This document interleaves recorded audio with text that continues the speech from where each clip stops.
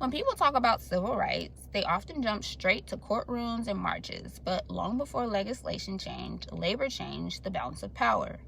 A. Philip Randolph understood that freedom without economic leverage was fragile. Who was Randolph? A. Philip Randolph was born in 1889 and became one of the most influential labor organizers in American history. He founded and led the Brotherhood of Sleeping Car Porters, the first major black labor union to win recognition from a powerful corporation.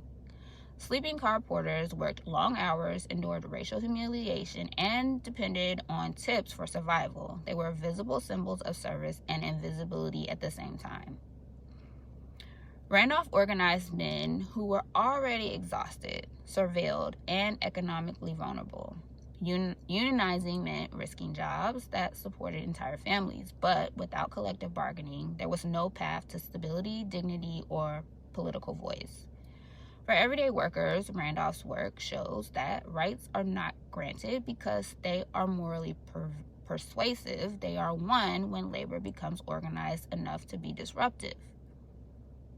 The Brotherhood of Sleeping Car Porters took more than a decade to gain recognition. Pullman Company executives fought unionization aggressively, using intimidation and black strikebreakers to undermine organizing.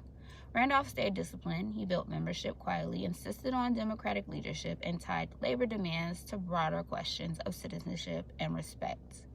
In 1937, the Brotherhood finally won a collective bargaining agreement, securing higher wages, shorter hours, and formal grievance procedures. This victory shaped black political life. Sleeping car porters became conduits of information, organizing networks, and voter mobilization across the country. Their union wages helped build a black middle class and funded civil rights work. Randolph later used the same leverage against the federal government. His threat of a mass march on Washington in 1941 forced President Franklin Roosevelt to ban discrimination in defense industries. He used pressure, not persuasion. A. Philip Randolph teaches a hard lesson. Progress follows organization. Power responds to leverage. Labor was not a side story to civil rights. It was the engine.